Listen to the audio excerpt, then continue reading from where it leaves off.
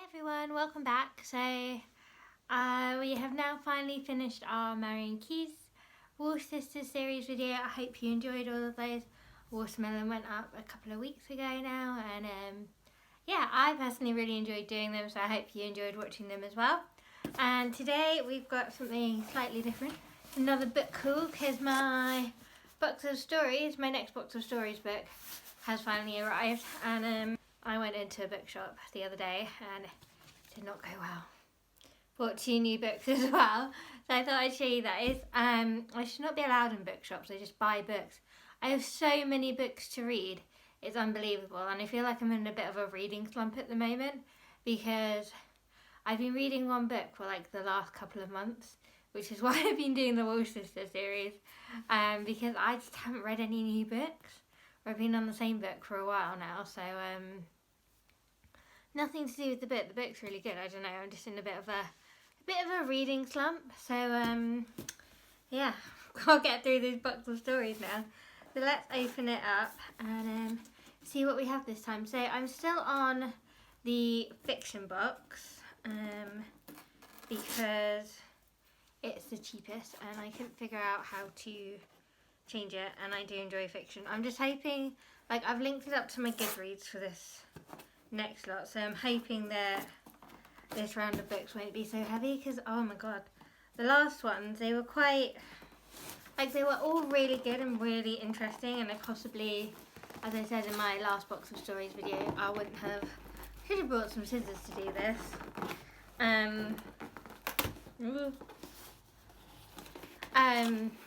Yeah, as I would have probably read them if I'd seen them in the shop. So let's see what we have. Hold on, can I do this and show you them first? Ooh, that's what it looks like. It's very bad. I'll film it. A war novel. Oh, she looks like Agent Carter. So this is how it looks in the box of stories. So we've got 1, 2, goodness, what's that? Box of stories. Oh, about a mission. Their mission even. That's not exciting at all. I love how she's like on a floaty thing in the sea and there's palm trees, as if we can go away. Thanks, box of stories. Thanks for that imagery. Oh, look at that little dragon.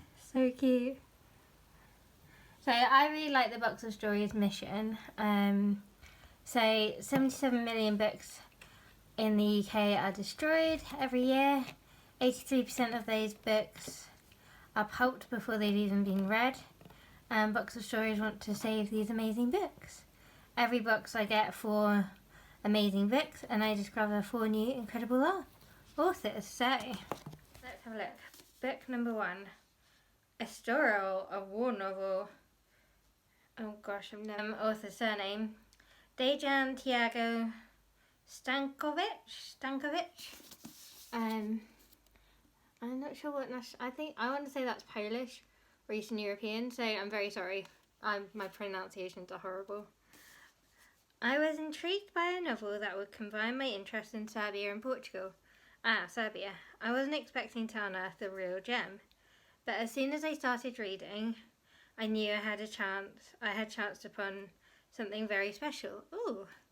I was completely hooked by a book which is a comedy and spy story and a riveting piece of historical investigation that seamlessly integrates these genres. This is a book that readers will race through but never forget. And that's a review by Mr. Jenny. That's what's on the back. I really like the look of this book. I would actually probably pick this up in a bookshop. I really like the look of it. And the dust jacket feels really nice as well.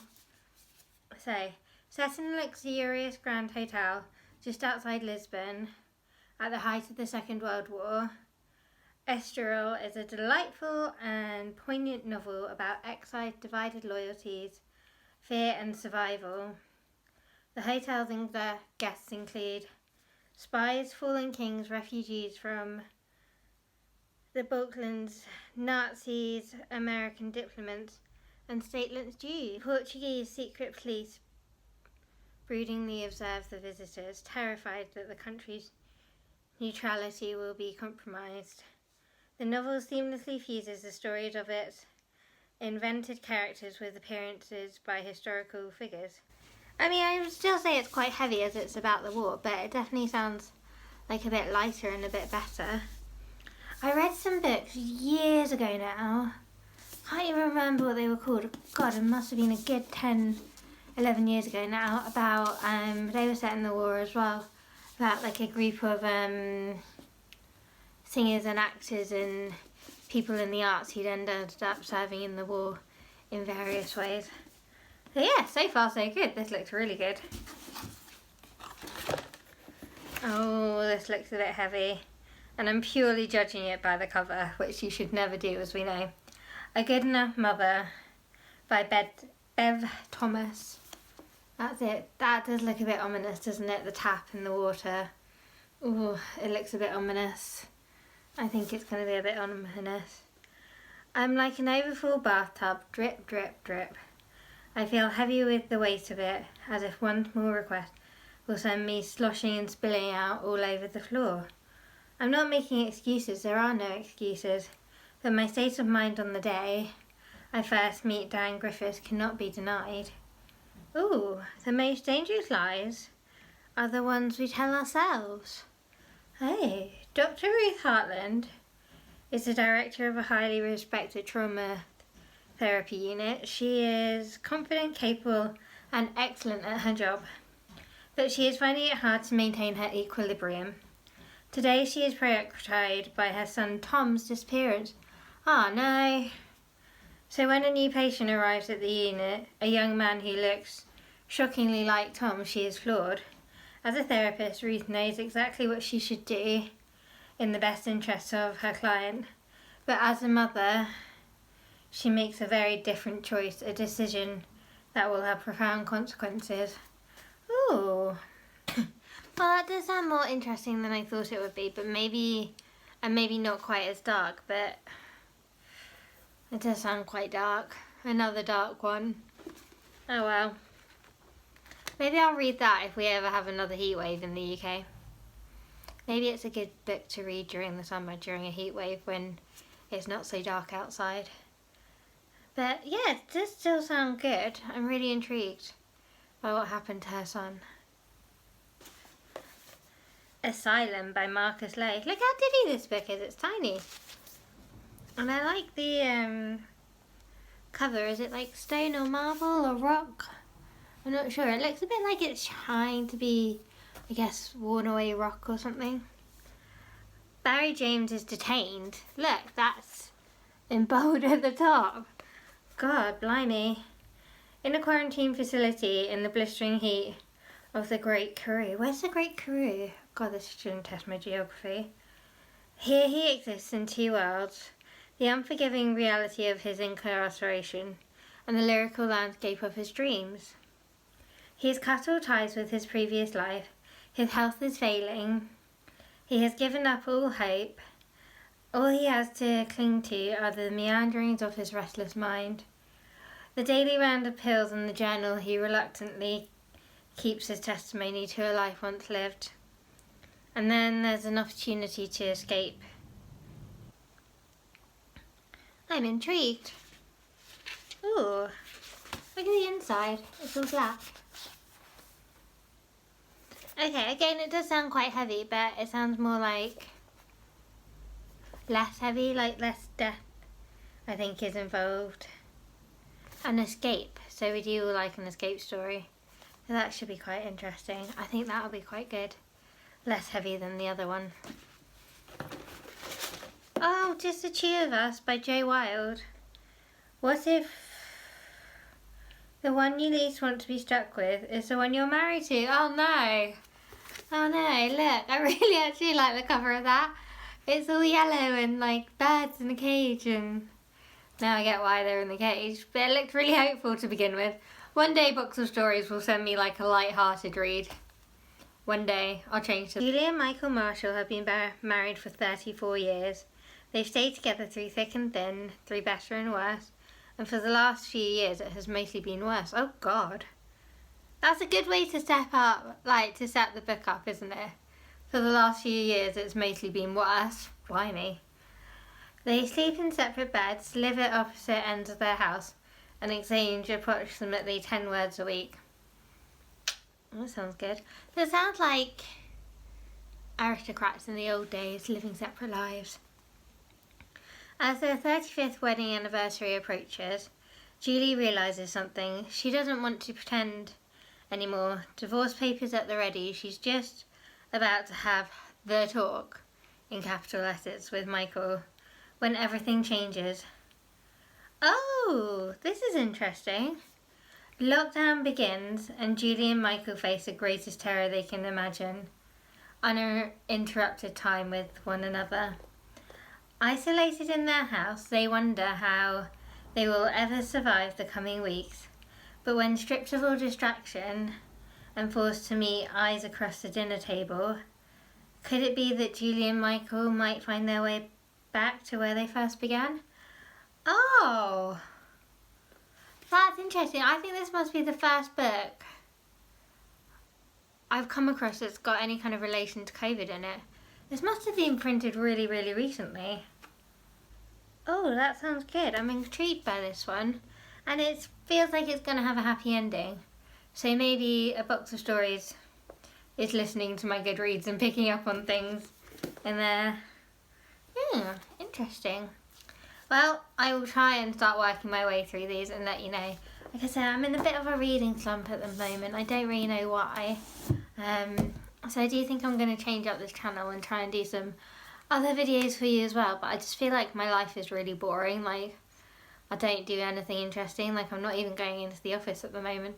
And I don't think you want me to film me sat there just working away at home. Not that interesting, but I'll figure something out. We'll figure something out.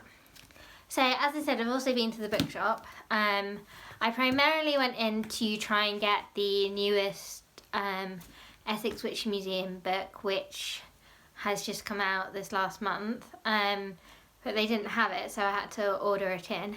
And while I was browsing the shelves and looking for it, I came across The Blind Assassin by Margaret Atwood. And I've read The Handmaid's Tale and The Testaments, and I really didn't enjoy The Handmaid's Tale, but I really loved The Testaments. I burnt through The Testaments. So I feel like this is book number 3 for me with Margaret Atwood, and this is going to seal it or it's not. But when I was wandering around the bookshop, I was really kind of taken by the back of this book, what it says, which I guess is what the back of the book is meant to do anyway. But 10 days after the war ended, my sister Laura drove a car off a bridge. The bridge was being repaired. She went right through the danger sign. Nothing much was left of her but charred smithereens. More than 50 years on, Iris is remembering Laura's mysterious death. How intriguing is that? That's literally all there is on the back. It's a bit of a big one. I don't know when I'm going to get through it, but I've still got 2 more. So I'm still reading Strange Fascination. That's the book I've been on for so long. There's a burnt through Strange Sight, as I did the video on it. I absolutely loved it. And then Strange Fascination, the Essex With Museum books. It's taken me a lot longer. I'm really stuck on that. But I'm getting towards the end of it now, and then I've got Strange Tombs. So I don't know if I might interrupt those and go on to this one or one of the Box of Stories books. Who knows? And then, so I went in to obviously order Strange Tricks, which I went to collect the other day as well because that had come in. And yeah, I'm really excited for this. I don't like though, I think it's with oh no, it's the same publisher, Point Blank.